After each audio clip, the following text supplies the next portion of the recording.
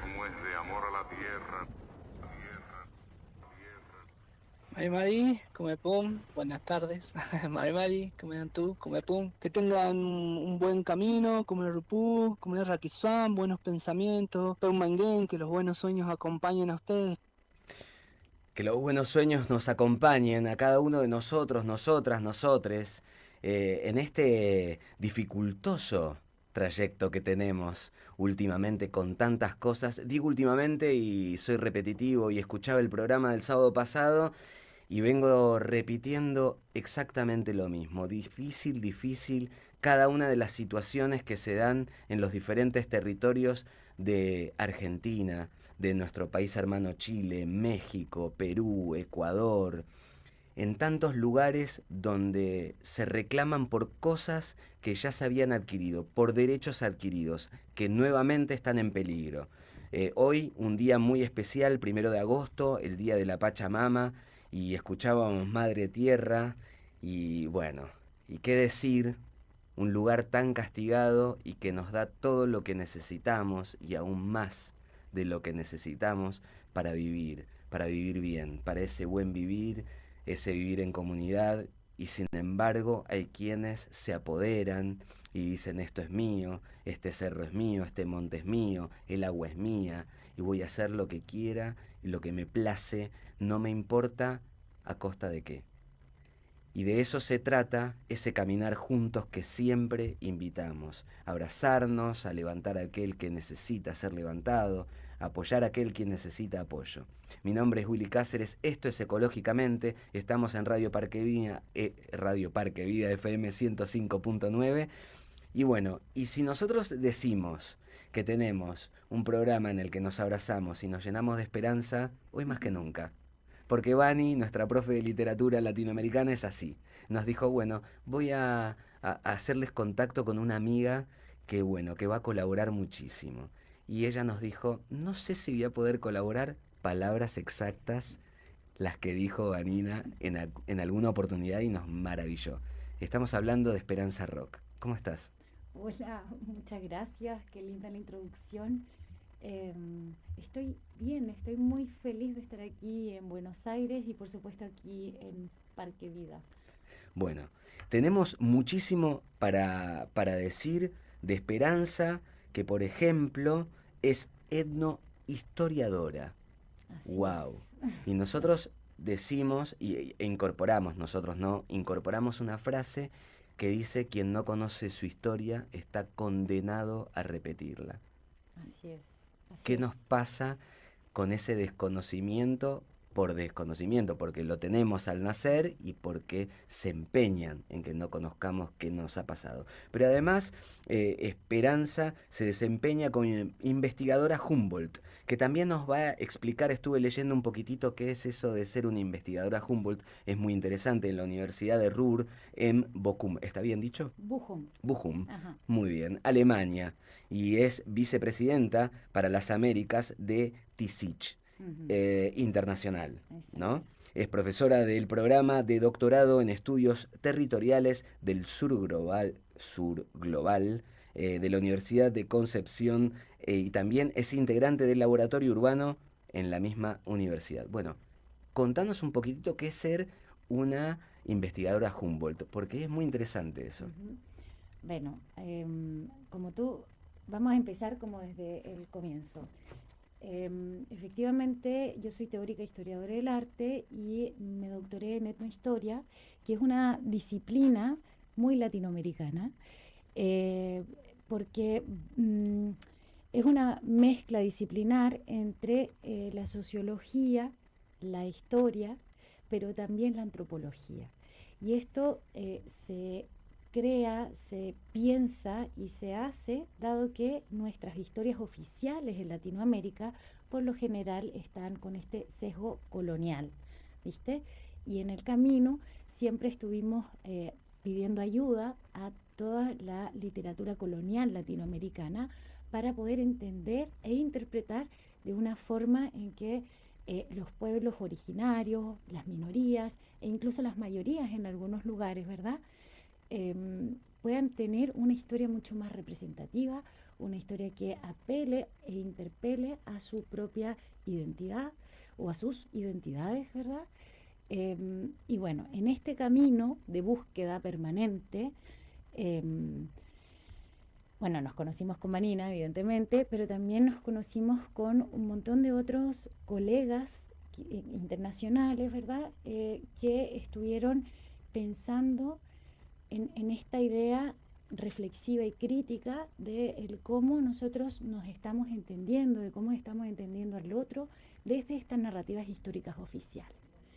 Y en ese sentido, lo que nosotros tenemos es que trabajar con narrativas presentes desde una comprensión mucho más añosa, es decir, desde un pasado que se repite, como tú dices, ¿no? Porque hay un montón de violencias que se vuelven a repetir, no tan solo en las narrativas, sino que en nuestras experiencias humanas.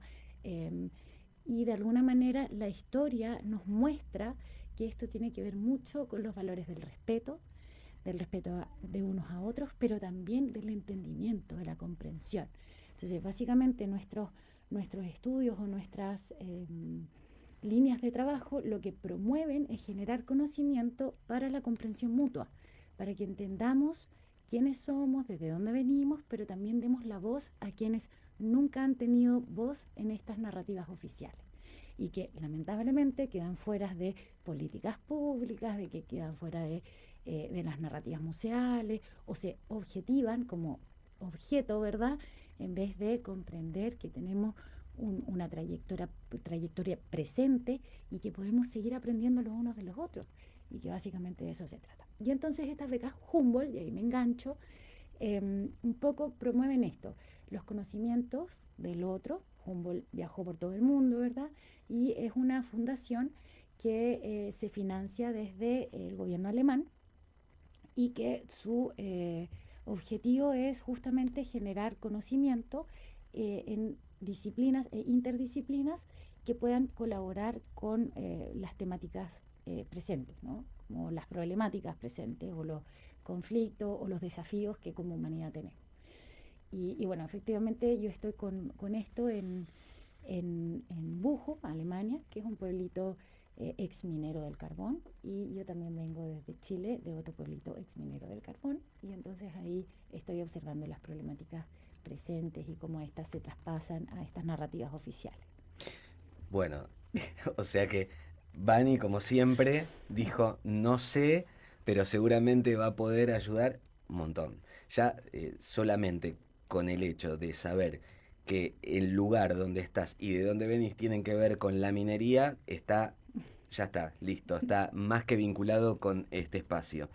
Pero además, recién decías esto de saber de dónde venimos y entender las problemáticas actuales, entendiendo qué es lo que nos pasó, cuáles son los grupos que fueron corridos. Y nosotros hablábamos fuera del aire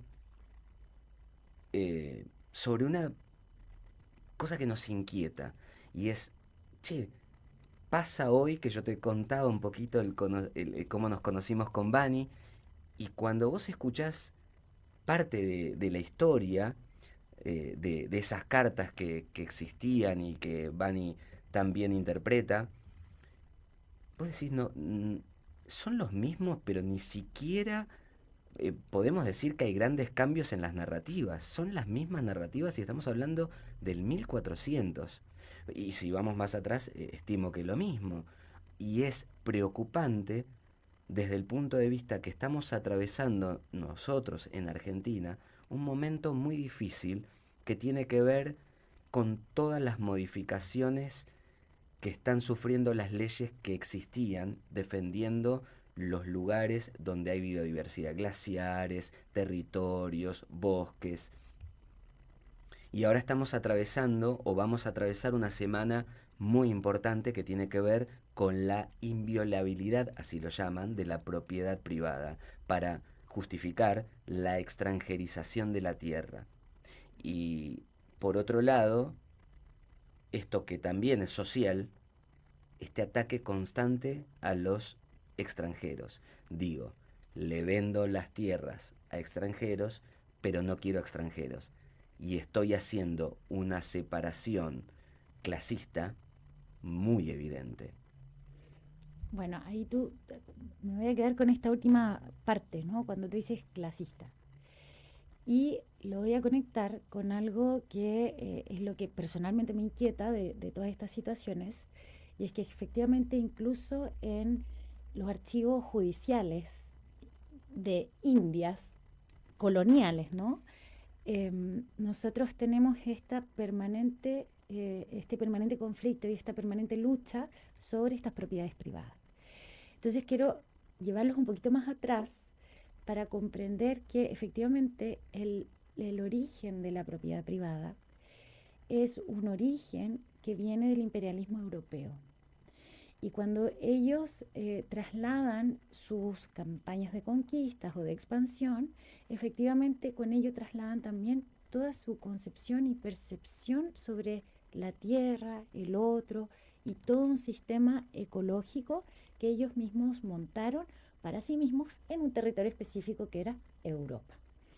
Cuando llegan a Latinoamérica, y esto es muy interesante porque los pueblos europeos de alguna manera reconocen una epistemología que les permite entender la tierra como propiedad privada y como un bien extraíble o bienes extraíbles desde este territorio que les pertenece.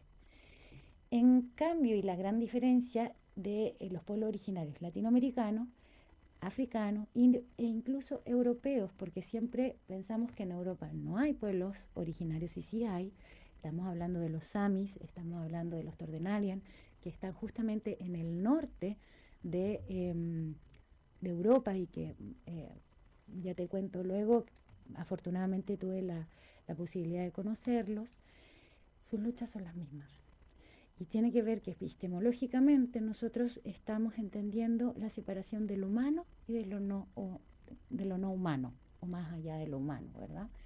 Y esa separación es ontológicamente profunda, y entonces cuando viene este modelo de generar esta división de tierras para hacerlas bien transables, es el choque más profundo hacia estas incluso filosofías, si pudiésemos nombrarlas de esta manera, de estas ontologías de ser y estar, de los pueblos que de alguna manera no ven en la tierra una propiedad, no ven por lo tanto tampoco una traducción en sistema de clases, porque esto vino después de la industrialización, y entonces hay un desconocimiento tan profundo que se generan sistemas coloniales, después independientes, como nuestras repúblicas, siguiendo solamente con esta epistemología más bien europea de la propiedad de la tierra.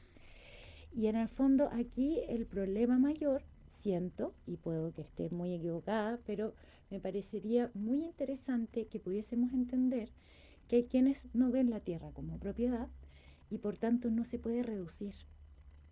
Y ese sistema irreductible promueve incluso otros valores humanos y otra relación con el otro, que es un poco lo que en este momento las luchas indígenas, si es que podemos hablar de indígena, ¿verdad? Pero las luchas, vamos a decir, ancestrales, tanto en todos los continentes del mundo, que tenemos conocimiento, ¿verdad? Están por ahí, ¿no? Como un reconocimiento no solo a ellos como personas, sino que también a ellos como su forma de entender el mundo, que es tan válido y tiene tanto derecho como incluso las otras epistemologías. Aquí el problema y el desafío es cómo vamos a generar o construir un puente para poder generar diálogo, y que con todas las crisis climáticas y con todas las problemáticas que estamos teniendo hoy, se vuelve evidente. Entonces por ahí yo creo que es donde podemos entender que estas problemáticas son mucho más añosas y que se han ido como un poco enredando, ¿no? en estos discursos y narrativas en que la diferencia no se ha visto como positiva, sino que se ha llevado a procesos negativos, y se empiezan como a generar estas mayorías o minerías o competencias que no son saludables para nadie ni para nada, si es que queremos también incorporar la naturaleza en esta discusión, ¿no?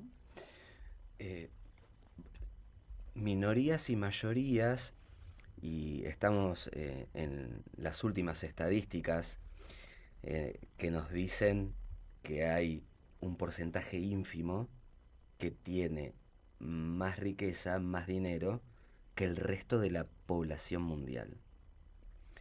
En esta narrativa de la propiedad privada y yo tengo derecho a mercantilizar todo lo que se me cruce, nosotros tenemos ejemplos en Argentina. El otro día comentábamos al aire el sábado pasado, para quienes no escucharon, y vos seguramente quizás no conozcas el caso, un caso en Corrientes de una arrocera que el Estado, cuando tiene que intervenir sobre un territorio por un tema determinado, que no recuerdo ahora, soy sincero, le tiene que pedir permiso a la arrocera porque la mitad de un lago era de su propiedad. Acá hay compras de territorios con pueblos adentro.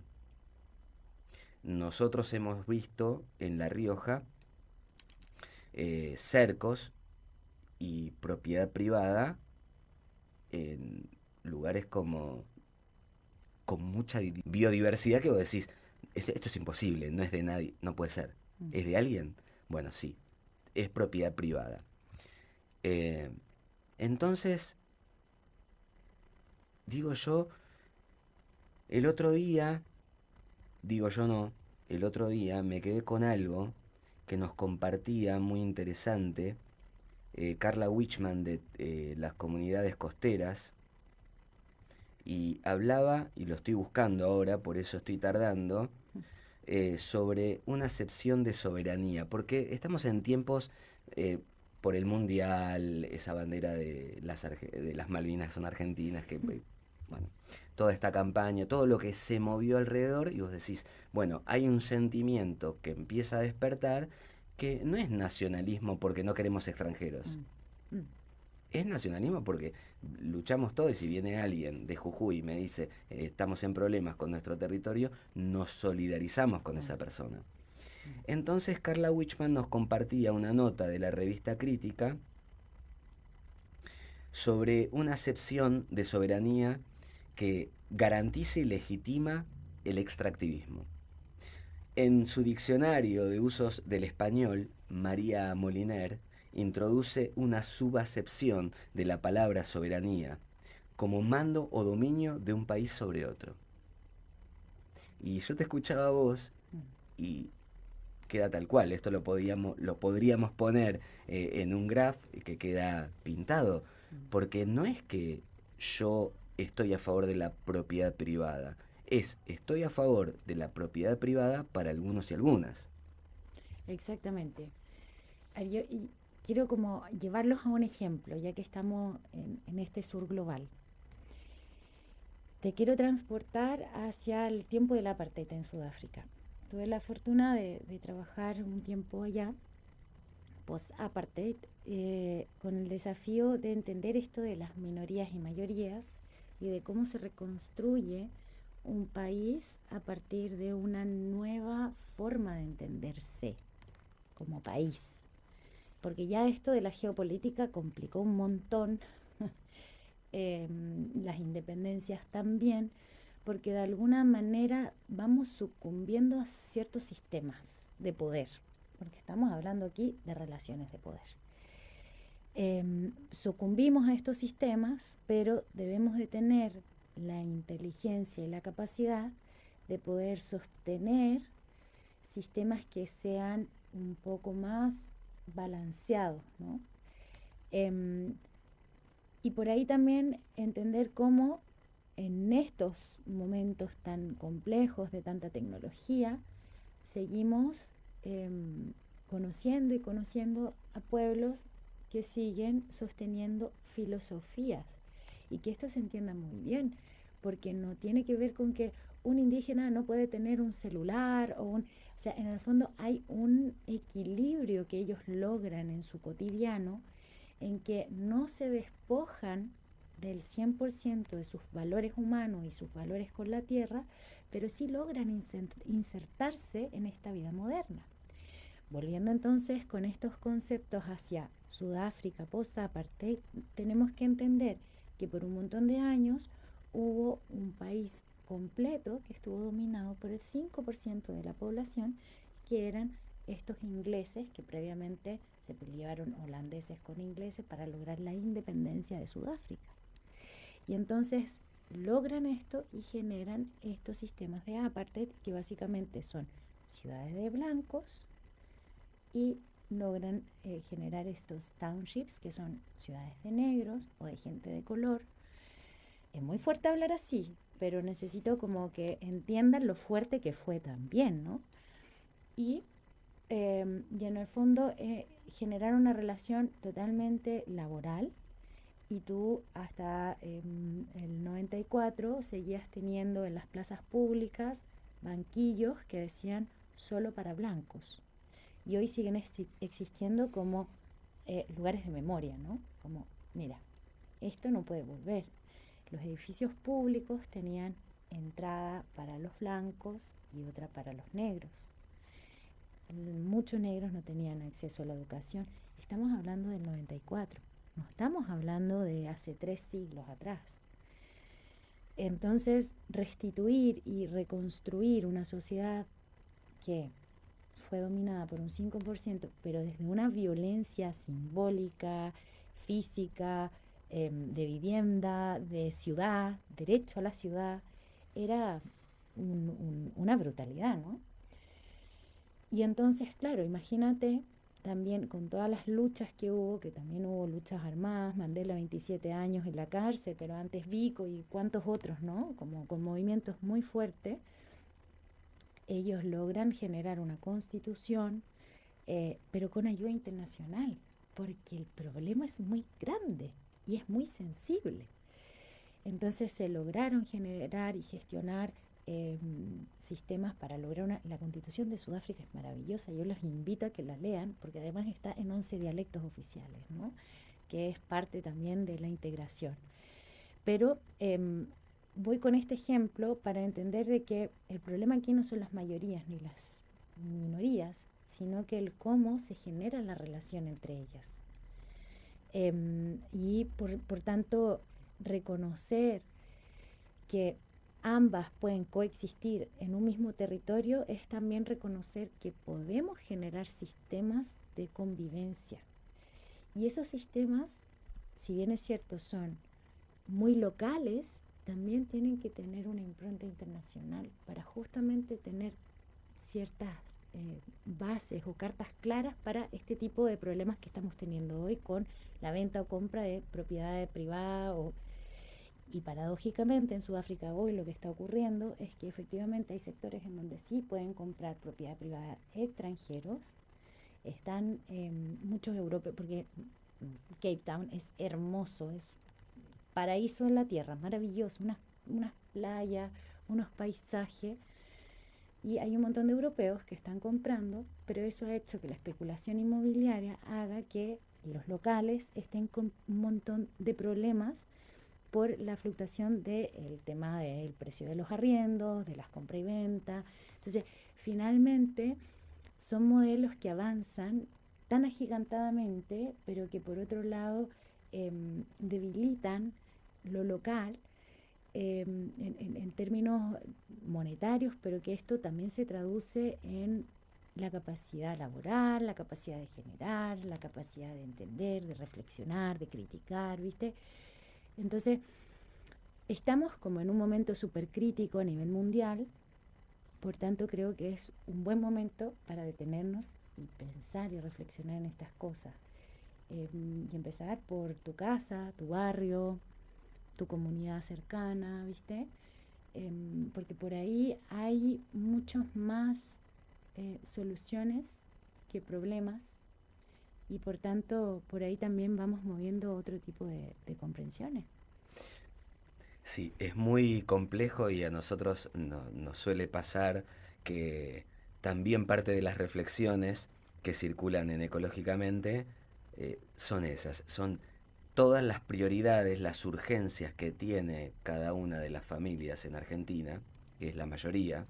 No estamos hablando de la minoría, sino estamos hablando de la mayoría. Somos 46 millones, casi 47. Bueno, estamos hablando que 40 millones están pasando por situaciones complicadas. Y de esas 40 millones de personas, hay un tanto que realmente la está pasando muy mal. Entonces, tiene una urgencia.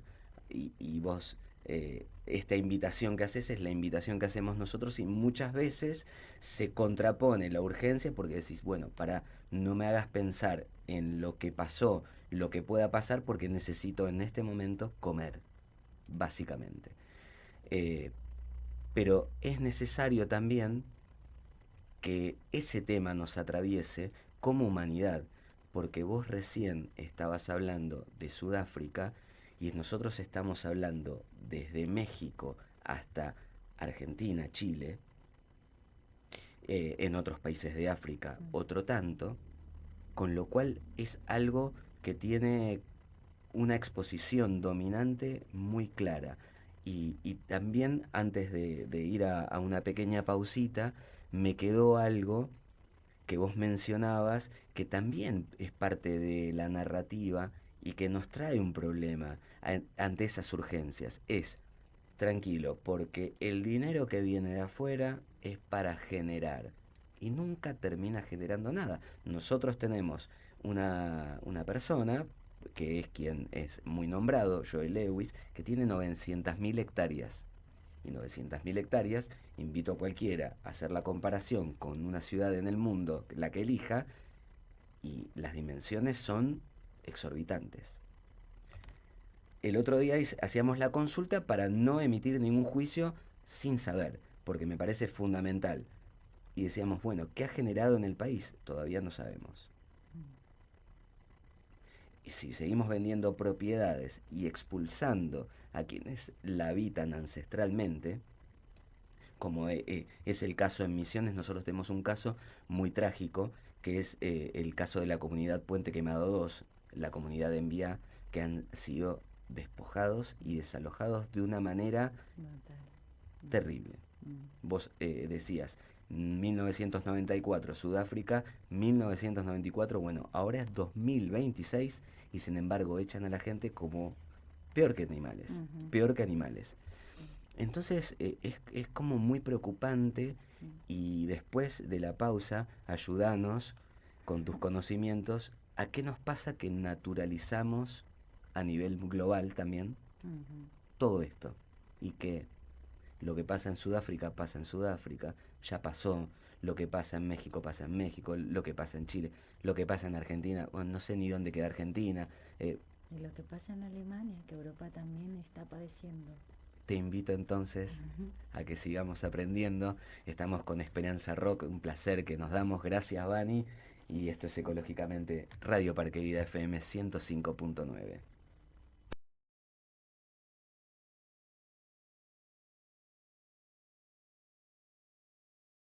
Seguimos en Ecológicamente en Radio Parque Vida, FM 105.9. Recordá que te podés comunicar con nosotros al 11 40 79 2402.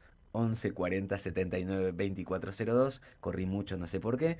Nuestro contestador es el 49 12 1059. Podés escuchar y ver los programas de Parque Vida en la www.parquevida.com o escucharlos a través de la aplicación TuneIn o cualquier aplicación en las que puedas escuchar radios FM.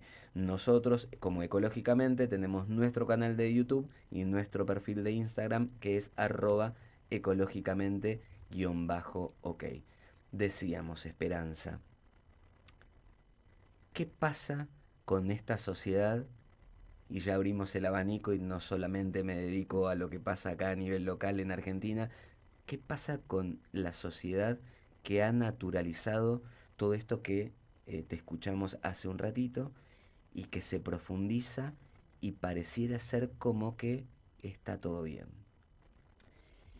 Ay, me encantaría tener una varita mágica para dar una respuesta a todos nuestros problemas, pero a ver, si nos vamos como a la historia o a la profundidad de estos estudios que intentan de alguna manera entender estos procesos.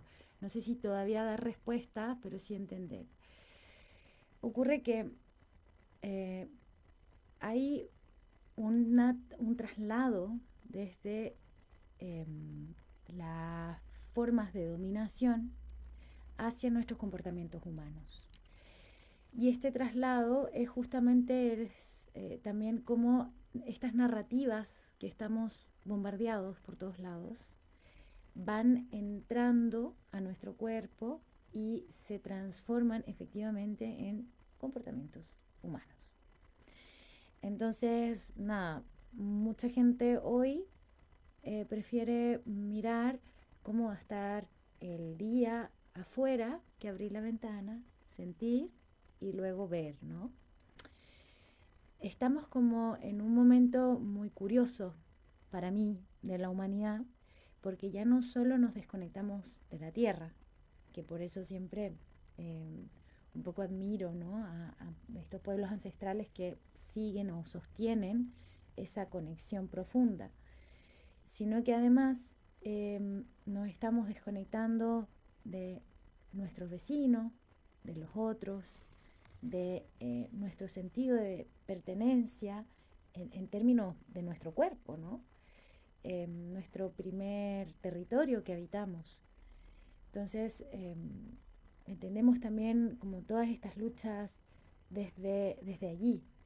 Entonces, no es tan difícil, si es que miramos desde esta perspectiva, que volvamos a cometer una y otra vez los mismos errores y tengamos también la confianza en un sistema político e institucional que provea de una crítica profunda para poder realmente surfear las problemáticas que son reales. Estamos hablando de problemáticas reales que tenemos con el cambio climático profundamente, pero también tenemos tan concreto como el problema de la vivienda. O sea, en Chile estamos con una crisis de vivienda social profunda. Se venía abordando en el tiempo de la UP, ¿verdad? Pero que luego hubo una desconexión brutal y profunda en un sistema de privatización que tendía a, dentro de esta narrativa, ¿no?, tendía a eliminar la problemática de vivienda, pero lo que produjo, y ya lo sabemos porque nosotros sí pasamos ya hace 3 años, los 50 años, ¿no?, lo que produjo fue profundizar los problemas de vivienda, porque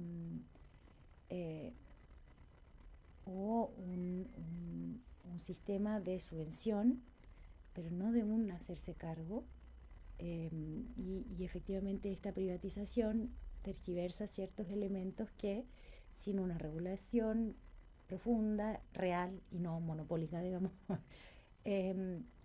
efectivamente profundiza este tipo de problemáticas.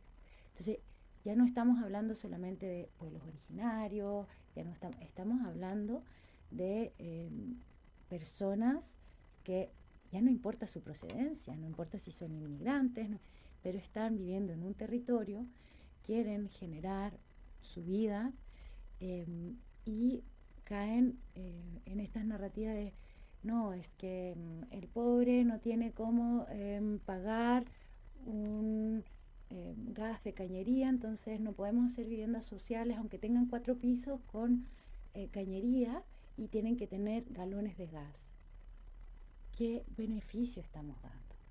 Hay como políticas públicas que realmente agudizan esas problemáticas, cuando la realidad, bien sabemos, naturalmente el ser humano busca una estabilidad, busca un progreso sin importar su procedencia, su color de piel, su creencia.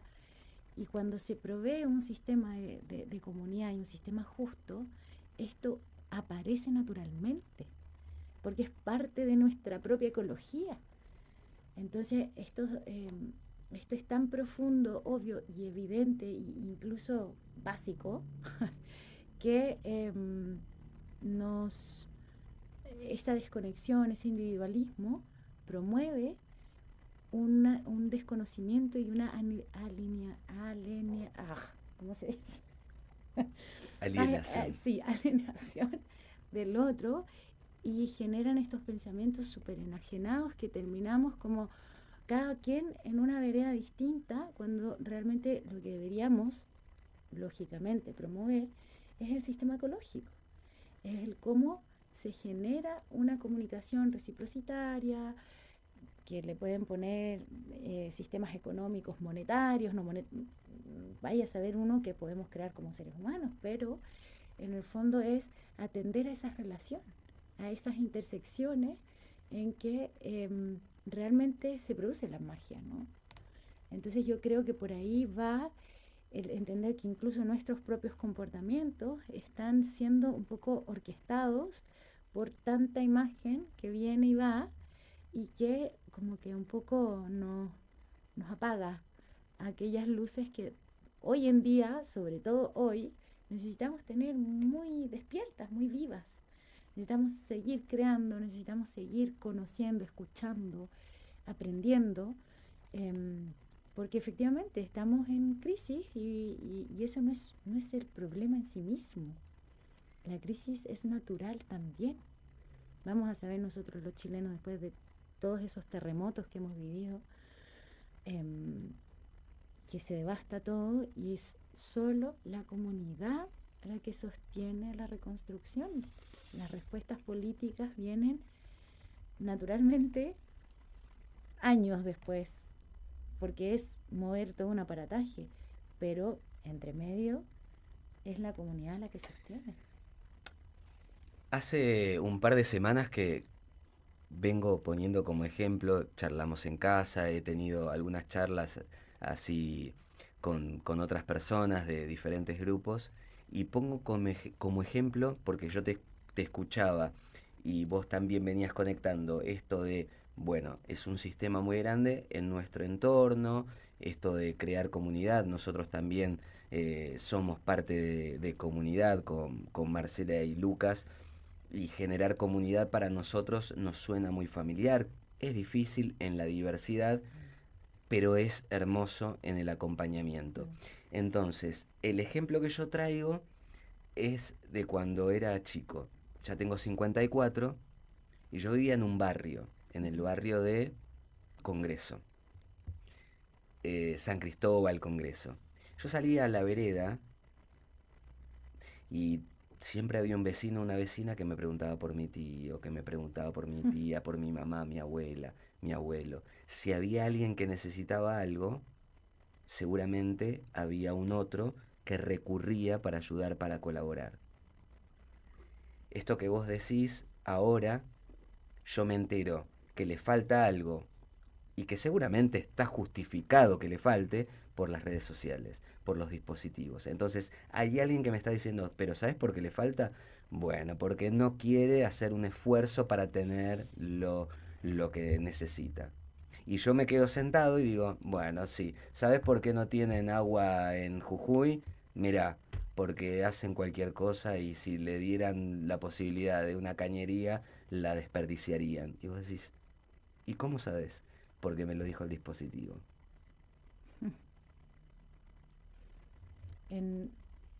Siguiendo con esos ejemplos, como un poco para darte otro contraste, nosotros en Concepción salimos de un colegio que hacía mucho trabajo social.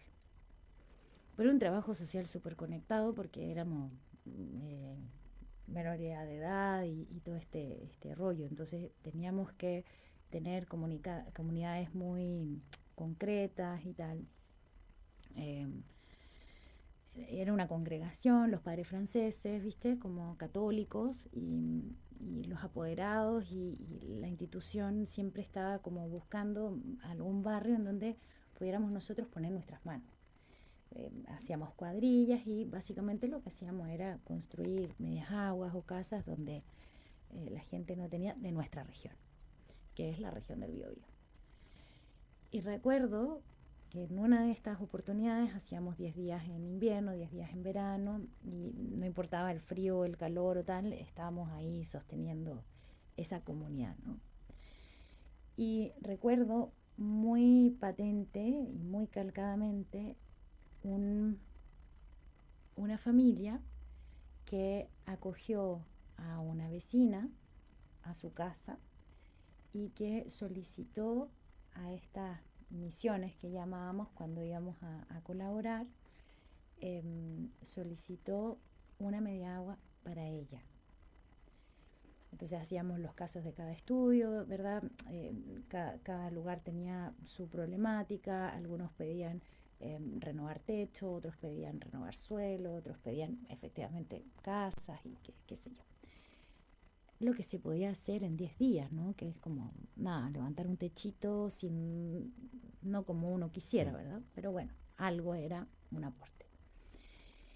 Y resulta que cuando llegamos a esa casa, vimos cómo estaba la casa donde habían acogido a las personas y donde las personas habían pedido una media agua con suelo, muros y techo.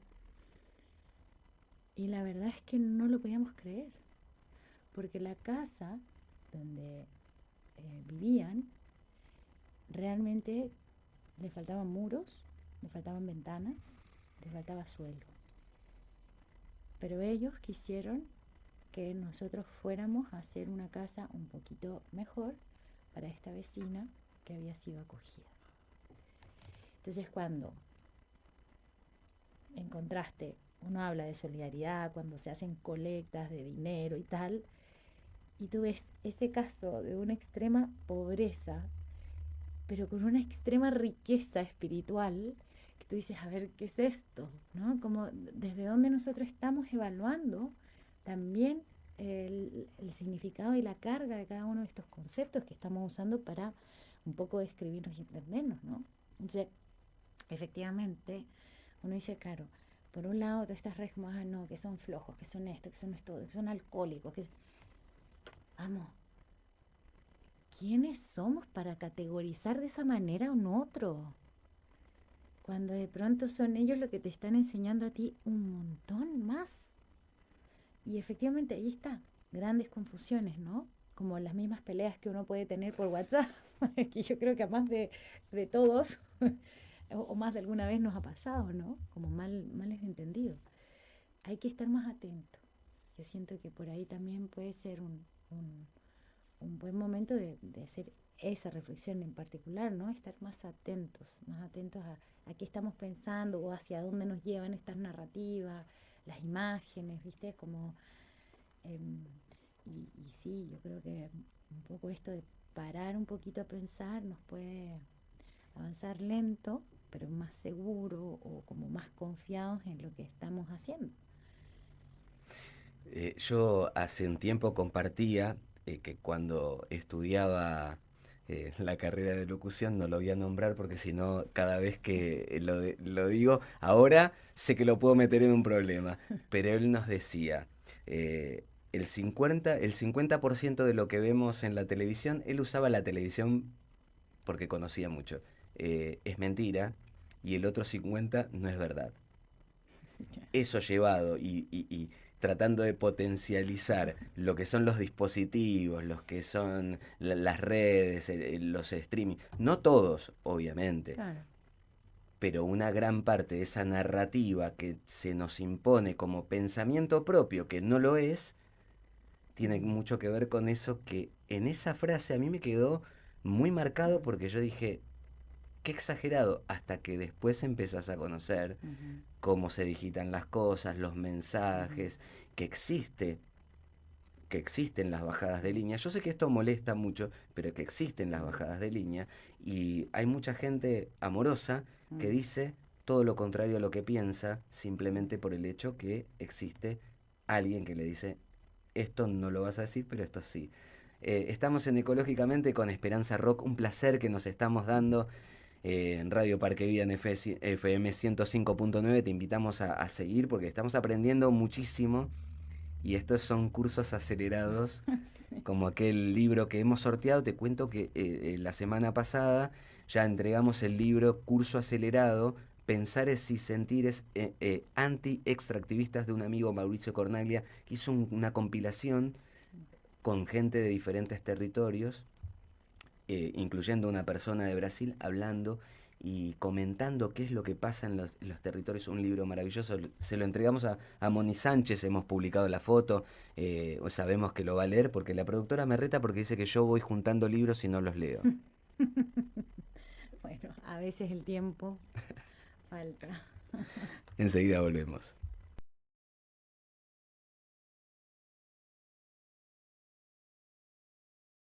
Y en la voz de Mercedes Sosa, una canción que para mí es hermosa, de Los Abuelos de la Nada, una agrupación argentina para quien no conoce, escrita por Miguel Abuelo, que dice: por amor, cruzaré la mar, y habla de amor, solamente de amor. Y en estos tiempos, una palabra que es mucho más que una palabra, tan vapuleado porque parece como que el odio por momentos se impone, hablando de esto que tiene que ver con la globalización, que empezó allá en los 90 y nos dijeron: se viene la globalización. No sabíamos qué era ese combo, todo lo que traía. Pero vamos a saludar a Andrés Torres, que acá nos decís está en Alemania. Ujú. Nos está viendo, o sea que teníamos un inconveniente técnico en la FM, pero el YouTube no funciona y nos están viendo en Alemania. También le mandamos un saludo muy grande a Gloria Núñez,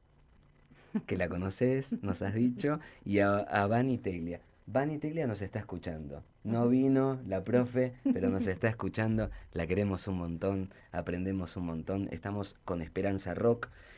Y bueno, y decíamos recién que nos cuente, o te pedíamos que nos cuentes en el corte, que nos cuentes un poquito este trabajo que tiene que ver con las comunidades, que también, para desconocimiento de muchos, muchas comunidades que existen en Europa. Es muy interesante, Ujú. porque estamos hablando de, nos miramos como los europeos y queremos ser como los europeos, pero como cuáles. Claro. Yo creo que la diversidad es mucho más rica de la que conocemos. Y efectivamente el trabajo con comunidades no tan solo remite a comunidades ancestrales, sino que también no olvidemos que existen comunidades presentes, como por ejemplo comunidades obreras que han quedado en la desindustrialización, o comunidades que están también unidas en la lucha por la vivienda social, o comunidades artísticas que están moviendo centros culturales para poder promover el arte y la cultura en espacios difíciles, como en Chile. Y ahí abrazo a todo el equipo de Casa Taller Chihuayante, de Creasur, de Cultura y Territorio, que son nuestros colegas, aliados y hermanos. Y bueno, y básicamente yo creo que ahí está un encuentro muy especial, que es desde donde uno puede entender todos estos procesos de la decolonización, que es un poco el trabajo que llevo a cabo desde la teoría, pero también desde la práctica. Y para que la audiencia entienda o conozca un poco, la decolonización es un movimiento más bien intelectual, ¿verdad? Pero que también se está llevando a cabo con intelectuales que provienen de comunidades ancestrales de todas partes del mundo, incluidos europeos. El asunto es que hay, con estas epistemologías y estos enredos, ¿verdad? Hay un desconocimiento profundo de qué significa esta real perspectiva sobre cómo entendemos las cosas. Y me acordé ahora que tengo un muy buen ejemplo para que la audiencia entienda de qué se trata esta perspectiva decolonial. Y es un libro que le regaló mi madre a mi hijo, de los animales, es un cuento, ¿no? De los animales héroes del mundo. Así se llama. Y leímos todo el libro y al final aparece un mapa de todo el mundo y de dónde eran estos animales. Y yo me quedé sentada con Ancatu, mi hijo mayor, y con Amal, mi hijo menor, y lo empezamos a leer y empezamos a ver desde dónde eran estos héroes, animales héroes. Y resultó que efectivamente estaban solo en el hemisferio norte. Entonces yo empecé a preguntar, miren, ¿y de dónde son? No, y a ver, ¿y en qué hemisferio están? ¿Y qué pasó con...? ¿Y ustedes creen que no hay animales héroes en el sur del mundo? Y se quedaron pensando. Y entonces después me dijeron, mamá, a lo mejor falta investigación. Y entonces eso es la decolonización. No es que esté mal que exista el hemisferio norte y tengan su propia sabiduría. Es que necesitamos más investigación para generar efectivamente un equilibrio. Y esa investigación que podemos promover también desde... y bueno, también tengo mis conflictos con el hemisferio norte y sur, creo que es el globo en general, ¿no? Pero en el fondo vamos a hablar de estos países que fueron colonizados y que de alguna manera vendieron y compramos una narrativa de otros y que con estos años hemos tenido también la posibilidad de apropiarla, de transformarla, de modificarla y yo creo que también hay un montón de avances y que eso no se nos olvide. Yo creo que de eso se trata también el trabajo en la comunidad, es darnos cuenta de que pese a todo se sigue existiendo, se sigue compartiendo, se sigue comiendo rico, se sigue disfrutando la vida y yo creo que también es como uno de los elementos más significativos que podemos rescatar, ¿no? Y mantenerlo como vivo. Y por eso cuando yo trabajo con comunidades obreras en la desindustrialización y reconocen el pasado, pero también reconocen el futuro, reconocen que puede haber algo más, pese a que no hay una industria que fue el motor de por qué se movieron a ese territorio, de por qué reconstruyeron su vida, y hay como una natural gana de superar, de avanzar. Y yo creo que ese elemento de avanzar, de sostenerse, es algo que hemos olvidado de valorar. Y estas líneas de trabajo decoloniales un poco valoran esos procesos porque son los motores de la transformación. Y yo creo que mirar esto decolonialmente es también observarnos a nosotros cuánto de aquello que estamos haciendo, mirando, sintiendo es propio o no lo es, o es adquirido, ¿no? Para no decir aprendido. Y por eso es tan valorable tener profesores como Vanina, ¿verdad? O el profesor Andrés Torres del otro lado, y comunidades como los centros culturales que están siempre pendientes y observando, o ustedes como radio también, observando cuáles son las problemáticas y ya solo visibilizarlo para que entre todos lo pensemos, ya estamos moviendo una energía hacia una transformación.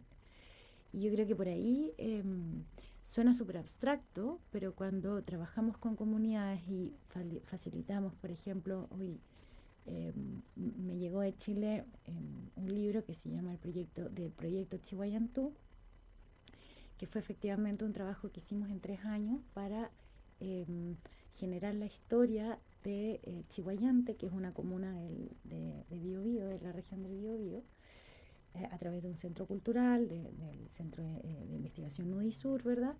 Pudimos reconocer los sitios de significación patrimonial, vamos a decir, significación mapuche, para sacar la palabra de patrimonio, pese a que postulamos esa línea de financiamiento, ¿verdad? Y ahí es donde uno puede también entregar otras narrativas, ¿no? Y reconstruimos una historia, pero desde la narrativa de las comunidades, desde esta historia oral, desde estas historias familiares. Y hay un libro que muestra cómo y deja páginas en blanco para que la propia comunidad o los que vienen puedan seguir completando esta historia. Entonces hay formas que hoy también están desde la ciencia, desde las ciencias humanas, que nos permiten generar estos puentes de conocimiento. Un libro, un mate comunitario, generar acciones culturales en lugares imposibles, son de alguna manera las luces que nos permiten de a poquito ir tejiendo estas nuevas arpilleras que queremos tejer, ¿no? Como este futuro que sea un poquito más justo, con justicias epistemológicas, con justicia ambiental y con justicia social, y que esta justicia no tenga solo que ver con si somos de derecha o de izquierda, somos humanos, y desde ahí podemos realmente levantar un sistema un poquito más justo y equilibrado, me imagino yo. Maravilloso. Maravilloso, te agradecemos, sabemos que tenés un compromiso y bueno, y muchos abrazos por allá y decirle, ella ya sabe, la esperamos pronto para que traiga, porque aparte la profe dice, hice la tarea y se viene con sus anotaciones, nada, es una cosa, le mandamos un abrazo, la queremos mucho a la profe Ivani Teglia porque nos ha permitido darnos este lujo y es tenerte a vos en el estudio y aprender un montón. Así que Esperanza, te agradecemos muchísimo. Estábamos con Esperanza, lo voy a leer porque es muy largo, la productora me lo puso. Esperanza Rock Núñez, que ya tu apellido me gusta por el rock y por Núñez, por las dos cosas me gusta. Acá el operador hizo un gesto muy... Porque en Núñez está River, el club de mi corazón, y el operador es de Racing. Ups. ¿La productora sigue siendo de River?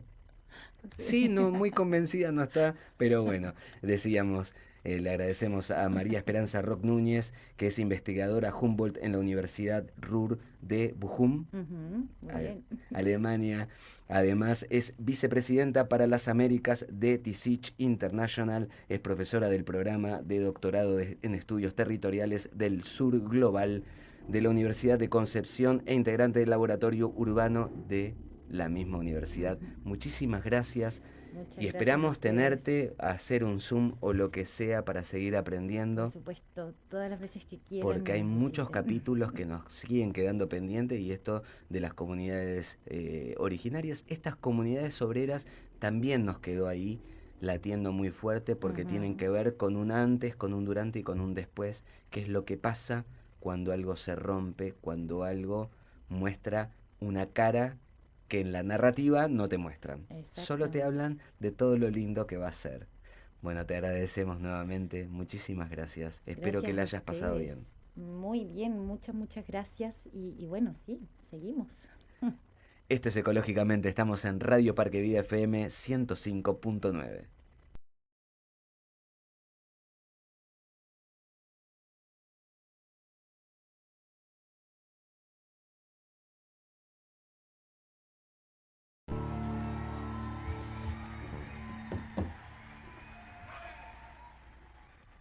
Y sabemos perfectamente quiénes somos, dónde estamos y hacia dónde vamos. Escuchábamos recién a Guillermo Prein con una canción maravillosa y escuchaba los comienzos de la canción cuando decía se llevaron todo. Y hemos visto, hemos tenido una charla el sábado pasado con Clary de XR Misiones, que nos contaba la situación de la comunidad de Enviá en Puente Quemado 2, y era una situación compleja, muy compleja, pero las imágenes que vimos son tremendas. Cuando decimos que esto que nos quieren mostrar es muy difícil, muy duro, que nosotros nos mantenemos con una convicción firme, sabiendo de qué lado estamos, como decía esta canción de Guillermo Prein, eso es seguro, estamos convencidos.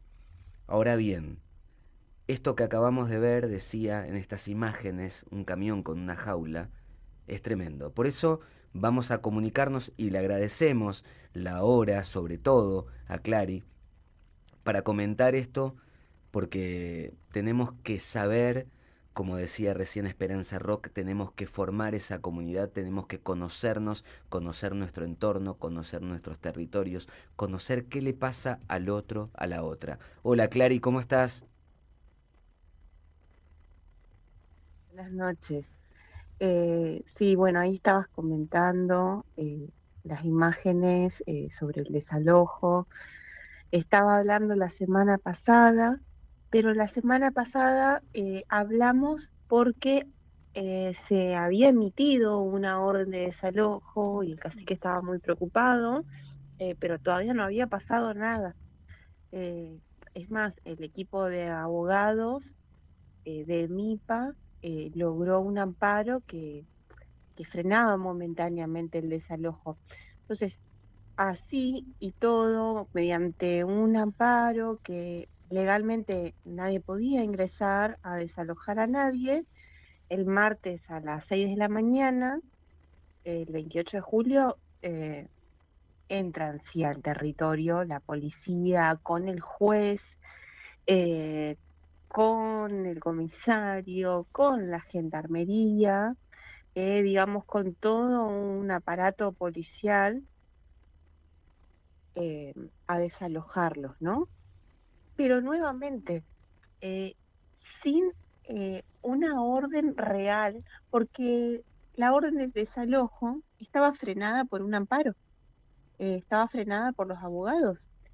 No puede entrar el mismo juez, imagínense lo turbia que es la situación, el mismo juez a ir prácticamente en contra del sistema judicial. Entraron igual.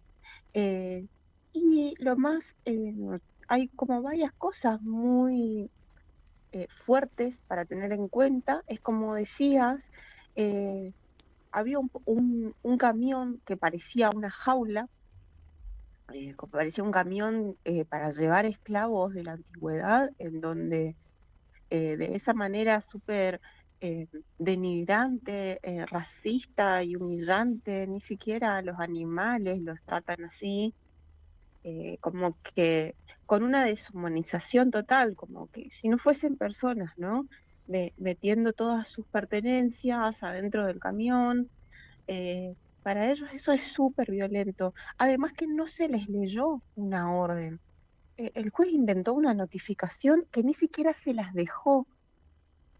No es que les dejaron una copia para que ellos puedan saber de qué se trataba, no, la policía los amenazó, no les permitió llamar ni al abogado ni a nadie para comunicar lo que estaba pasando, es más, les amenazaron que que no se podían usar los teléfonos porque si los usaban se los iban a secuestrar como lo hicieron en mayo, que todavía hay teléfonos secuestrados en la comisaría de Garbapé. Entonces, toda una serie de procesos irregulares, pero ni siquiera son irregulares, procesos ilegales y criminales hacia la comunidad.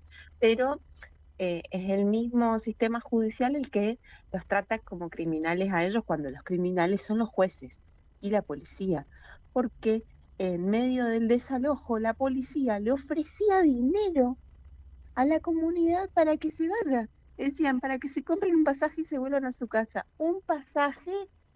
¿Para qué casa si su casa es el monte? Es ahí, esa era su casa. Entonces, ahí claramente que no aceptaron, ¿no? Pero ahí cuando se dan cuenta de la cantidad de dinero que estaba poniendo el empresario forestal RUF para llevar adelante todo este operativo. Y además es que los jueces son amigos del empresario, el secretario del juez que emitió la primera orden de detención en mayo, era abogado legal, era representante legal del empresario forestal y después ahora estaba como secretario judicial. Entonces, y también el actual abogado del empresario antes era juez, de estos abogados, de estos juzgados de las zonas de Puerto Rico y Jardín América, que son las zonas en donde se fueron emitiendo estas órdenes de detención, de desalojo. Primero el empresario fue hacia el juzgado de Puerto Rico, entonces como ese juez, Manuel Balanda, se lavó las manos de toda la situación porque fue todo también bastante ilegal. Entonces el empresario fue aún más lejos, a otro juzgado, a Jardín América, para seguir perpetuando todo su poder, ¿no? Pero claramente hay una complicidad. Acá se ve cómo el entramado del extractivismo forestal participa muy directamente desde la justicia hacia los actores directos de los empresarios forestales, ¿no? Entre la policía, jueces, empresarios forestales, todos favorecen para el acaparamiento de tierras, para la destrucción del territorio, para dejar sin territorio a la comunidad. Además, estuvimos investigando y, por ejemplo, la policía llegó, el juez, en una Volkswagen Amarok sin identificación, pero, o sea, no decía policía ni nada de eso, simplemente buscamos la patente y decía que estaba radicada en la provincia de Córdoba. Un poco raro, ¿no? Y lo peor de todo es que este camión jaula, completamente humillante, que pertenece al empresario forestal, no estaba apto para circular, ya que la verificación técnica estaba vencida hace 3 años y registra deudas de la patente en Puerto Rico y en la provincia de Misiones también. Entonces, todo es muy turbio, todo es ilegal. Por donde se lo miren, todos los procesos son ilegales. Ya de por sí el proceso de desalojo fue ilegal, pero las formas, los mecanismos que usaron, aún más todavía. Y todo este operativo es destinado a imponer por la fuerza un modelo de provincia donde claramente los negocios forestales pesan más que los derechos de los pueblos indígenas. Así que la verdad es que todo muy violento hacia la comunidad, y la comunidad denuncia esta violencia, porque el juez después sale a hablar a los medios, porque ya este caso es bastante viral en todos lados, debido al maltrato que están sufriendo, a toda la ilegalidad que están cometiendo.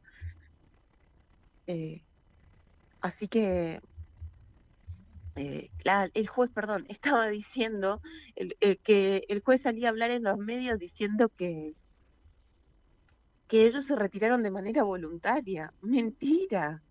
El cacique nos contaba que eso es mentira, que él dice eso para quedar bien, pero que las familias, las 7 familias de las que se alojaron, no se retiraron de manera voluntaria, ellos no querían irse, ellos querían quedarse ahí en su territorio, los amenazaron para que se vayan, les amenazaron para que no usen los celulares, los querían extorsionar con dinero, al cual ellos rechazaron.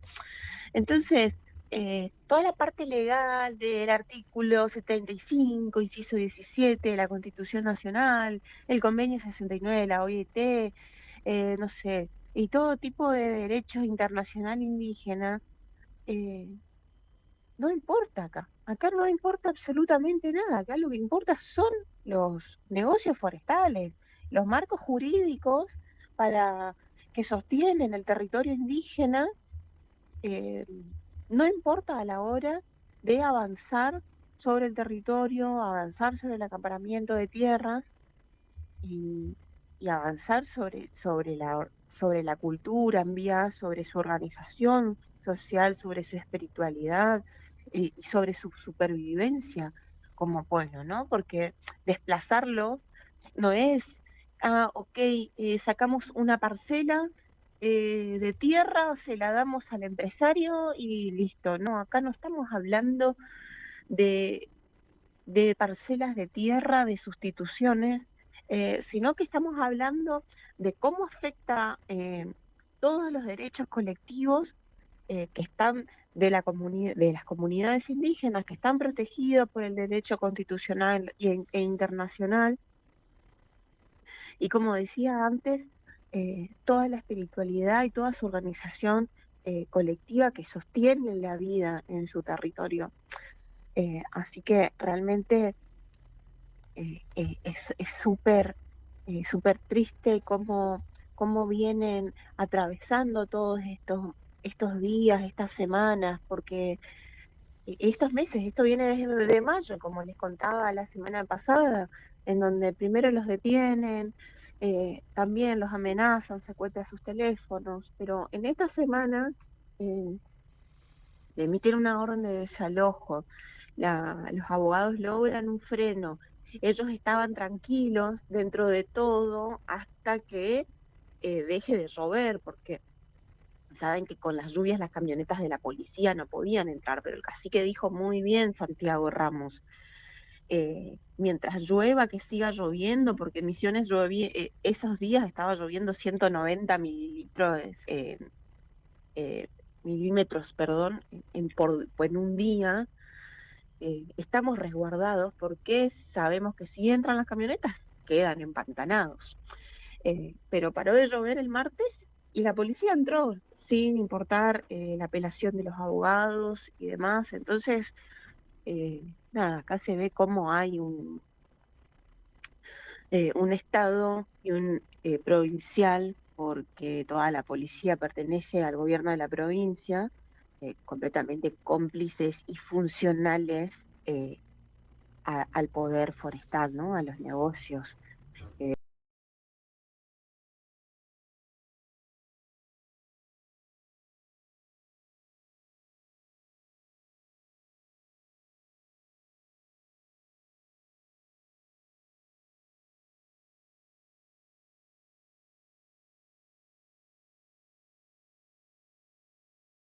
Un día muy especial porque es el Día de la Pachamama y por eso terminamos de alguna manera un poco más amable, más gratificando nuestros corazones y nuestro andar con Marita de Humahuaca. Hola Marita, ¿cómo estás? Hola, muy buenas noches. Feliz de poder estar en contacto con ustedes y por supuesto a través tuyo, a través de todo el equipo, poder llegar a toda la gente que está siguiendo el canal. La verdad, súper feliz de poder conversar este día maravilloso. Bueno, muchísimas gracias y me decías recién, nos escribíamos por privado, me decía, estoy terminando un show. ¿Cómo fue eso? Muy hermoso, la verdad que hoy es como un día de mucha luz. Yo acabo de estrenar también un concierto que hicimos en un espacio cultural maravilloso. Y bueno, está en mi canal de YouTube. Entonces es como eso, ¿no? Como dar a la Pachamama tanto que recibimos, porque también siento que es un compromiso para nosotros haber nacido en un territorio que uno tiene conciencia desde el día uno, que es lo que significa estar vinculados con la naturaleza, estar vinculados con la Pachamama y ser una misma cosa. Entonces, es esa entrega del día, de poder decir también gracias y poder decir, amplificarlo, ¿verdad? A todas las personas que nos vienen siguiendo y que de alguna manera también se interesan por sostener y por cuidar de nosotros, porque al final cuidando el planeta, cuidamos de nosotros, es algo como que un resultado muy natural. Entonces, creo que bueno, por eso también me siento así súper feliz de poder estar conversando con ustedes, porque sé que tienen una agenda maravillosa de conciencia y entonces me parece realmente un halago y bueno, contarles que el show fue increíble, las personas quedaron así muy felices, siempre las personas se emocionan mucho, ¿no? Porque nos han enseñado a olvidar qué es la raíz, qué es la Pachamama, qué es la memoria. Quieren arrancarnos la memoria, quieren arrancarnos el saber que Argentina es territorio indígena, que Brasil es territorio indígena. Quieren arrancar todo eso que cada día creo que florece más.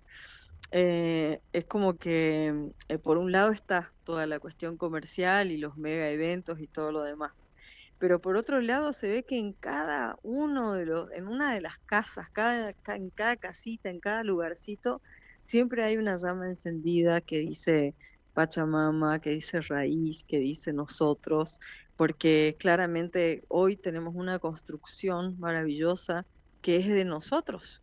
O sea, nosotros indígenas, nosotros no indígenas, nosotros todo como parte del planeta, nosotros animales, plantas y todo lo que somos. Entonces, hay ahí una luz que yo siento que cada día brilla más y ojalá que sea de esa manera. Vos sabés que recién tuvimos el placer de tener la visita de Esperanza Rock, que es una socióloga, una investigadora que está en Alemania. Ella es chilena y hablábamos de justamente eso, de conocer las comunidades, no solamente indígenas, sino con comunidades enteras que también sufren en estos tiempos este avasallamiento que tenemos por parte de un modelo súper extractivista. Y dije súper extractivista porque ha agudizado sin dudas todo lo que tiene que ver con sus actividades, profundizando el despojo, el desalojo de comunidades y pueblos enteros. Y vos decías, intentan de alguna manera que nosotros perdamos de vista cuál es nuestra raíz, cuáles son nuestras raíces, cuál es nuestra identidad. Y nosotros venimos justamente en Ecológicamente escuchando todo el tiempo eso. Nosotros tenemos raíces. Hablábamos también la semana pasada con Mirta Millán o la anterior, y ella nos decía, nosotros tenemos raíces muy claras, pero también somos descendientes de algunos migrantes, inmigrantes europeos, pero tenemos raíces muy claras indígenas y eso nos lo quieren borrar. De hecho, quienes hemos ido al colegio, en una gran parte de nuestra educación, eso no se mencionaba. Sí, claro. Yo creo que eso es realmente parte, digamos, de un esquema que yo creo que no tiene que ver con, no voy a decir los profesores directamente, sino que es como un esquema más mundial en el cual todas las poblaciones que defienden el 85% de la biodiversidad del mundo tratan de tapar esa realidad cuando a las claras cada día se ve más, ¿no es cierto?, en Amazonía ahora, por ejemplo, con la lucha sobre Tapajós, ahora que viene también esta, esta especie de avasallamiento sobre los derechos de todos los argentinos, porque en realidad el territorio argentino es de todos, que quieren de alguna manera realizar este 6 de agosto. Y bueno, yo siento que cada día vamos a estar más de pie y que vamos a hacer realmente un frente en el cual podamos de alguna manera decir que lo que están haciendo no, finalmente, o sea, no nos hace daño solamente a nosotros que tenemos conciencia, sino que a ellos que no tienen conciencia y que la única conciencia que tienen es capitalista y consumista, también en algún momento les va a llegar, a todos nos va a afectar el mal uso del territorio. Entonces, creo que las personas debemos de alguna manera, uno a uno, como sea, ir como de alguna manera contando, mira, esto pasa cuando te pasas todo el día usando la inteligencia artificial, esto pasa cuando tal cosa, y en fin, de a poquito así como ir prendiendo esas lucecitas, porque lamentablemente nosotros no tenemos los mega medios de comunicación como para poder llegar a una población mayor. Pero yo creo que la gente, la mayoría de nuestra gente, nuestras hermanas, hermanos, están completamente despiertos y saben realmente. Lo que pasa es que el día a día es tan, ¿cómo te puedo decir? Eh, eh, o sea, hay que empujar tanto la carreta, hay que trabajar tanto, hay que tratar de salir adelante como sea, que todo esto que es nuestro activismo y nuestra conciencia a veces queda de lado, pero yo creo que la mayoría de la población argentina está sabiendo qué es lo que está pasando.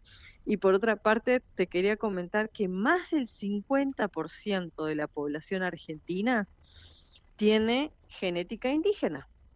O sea, ya se hizo un estudio, estoy hablando de hace algunos años ya atrás, creo que son como 4 años atrás, que se hizo un estudio que en un 56% de la población argentina tenemos raíces indígenas.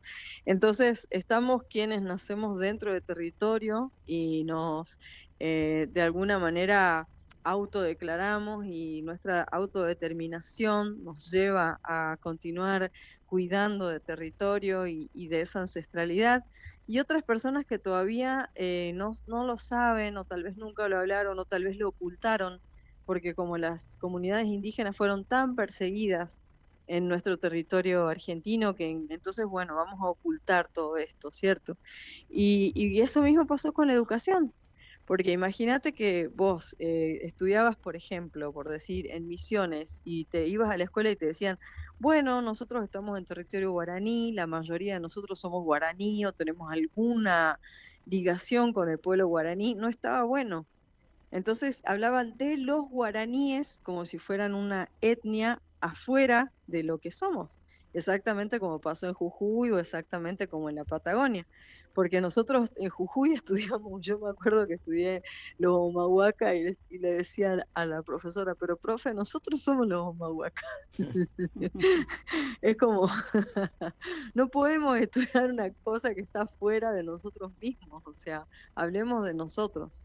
Eso creo que ojalá que con el tiempo podamos de alguna manera tocarlo, y yo sé que hay algunos profesores que ya en este momento están con esas herramientas desde su propia, ¿cómo podría decir?, desde su propia lógica de enseñanza, y realmente creo que bueno, que esto que estamos haciendo, ¿no? Conversarlo, que otras personas lo escuchen, poder volver a difundirlo, también hace que las personas entiendan y nos reeduquemos, porque creo que estamos todos en un momento de aprender.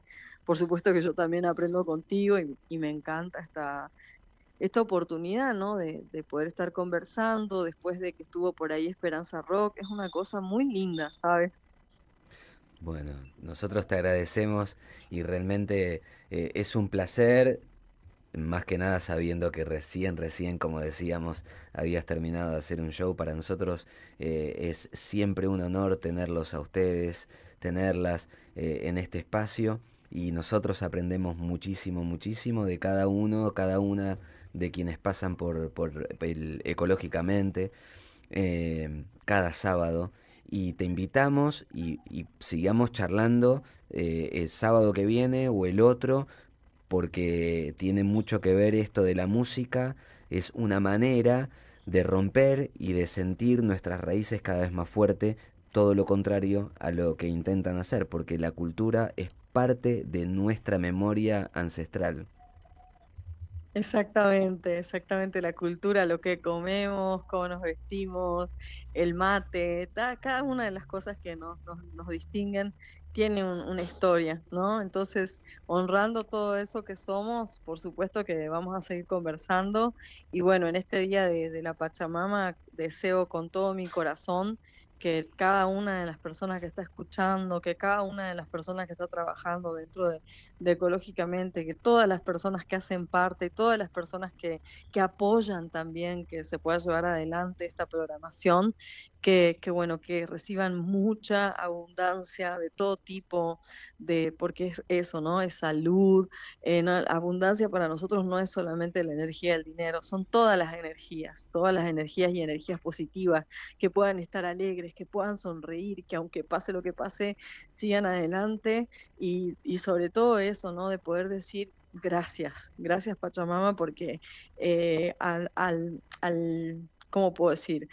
A la desesperación de tal vez no tener algo, decir, esto sí tengo, estoy respirando, tengo vida, tengo la posibilidad de hacer, y vamos a hacer, porque si tenemos una energía vital que nos está moviendo, que para nosotros es la Pachamama, entonces vamos a movernos con esa energía y vamos a crear abundancia para poder vivir la felicidad a la que realmente tenemos que ser parte, la que realmente nos pertenece, porque nosotros, esa es nuestra misión, hacer felices a las personas y ser felices. Entonces, de nuevo, muchísimas gracias por la oportunidad, y bueno, que sea un día maravilloso, bendecido para todos y seguimos hablando todo el mes de agosto porque todo el mes de agosto es el mes de la Pachamama. Yo súper dispuesta y de nuevo gracias. Muchísimas gracias, nos quedamos realmente con el corazón latiendo fuerte por ese mensaje que nos dejaste y que vamos a seguir compartiendo, porque de eso se trata. Muchas gracias. Gracias, gracias, abrazos. Hailey, que sea en buena hora. Un abrazo muy grande. Hablábamos con Marita de Humahuaca, cantora, compositora. Un mensaje para recortar, para escucharlo, para compartirlo. Ujú. ¿Vos tenías algo también para compartir? Sí, ahí que venimos medio hoy complicados Con la tecnología. con la tecnología, esa tecnología que parece que nos va a suplantar, no sé cómo no va a poder, porque está trunca. Bueno, ahí dicen que la gente necesita estar en su lugar, trabajar su tierra, que es tan importante. No se desaloja, no se quema, no se vende, por eso desde Ecológicamente le decimos no a la ley de inviolabilidad de la propiedad privada. Y este jueves 6 de agosto invitamos a todas, todos que salgan a la calle con una bandera a defender el territorio. Se va a tratar en el Senado esta ley y es importante que todos estemos en la calle, en cada lugar, no solo aquí en Cava, en Capital Federal, sino todos en la calle, desde cada lugar, desde cada territorio, de donde por las diferentes situaciones te toque estar, que puedas salir a la calle a decir no, a decir basta, es muy importante. ¿Cómo la pasaste? Muy bien, hermoso programa. Lucas, hoy tarde, Agotados. pero un programa realmente con Agotados, muchísimo. pero no nos van a vencer, ni la tecnología. Y algo que tiene que ver con este día de la Pachamama, este mes de la Pachamama, esta tierra que nos comparte y nos convida. En los pueblos de los Andes, la Madre Tierra, la Pachamama, celebra hoy su fiesta grande. Bailan y cantan sus hijos en esta jornada inacabable y van convidando a la tierra un bocado de cada uno de los manjares de maíz y un sorbito de cada uno de los tragos fuertes que les mojan la alegría. Y al final le piden perdón por tanto daño, tierra saqueada, tierra envenenada, y le suplican que no los castigue con terremotos, heladas, sequías, inundaciones y otras furias. Esta es la fe más antigua de las Américas. Así saludan a la madre en Chiapas. Vos nos das frijoles, que bien sabrosos son con chile, con tortilla. Maíz nos das y buen café. Madre querida, cuidanos bien, bien, y que jamás se nos ocurra venderte a vos. Ella no habita el cielo, vive en las profundidades del mundo, y allí nos espera. La tierra que nos da de comer es la tierra que nos comerá. Escribía Eduardo Galeano, una maravilla. Sigamos caminando juntos, juntas, juntes, aprendiendo a cuidar, a querer la creación. Muchas gracias. Mari, come pum.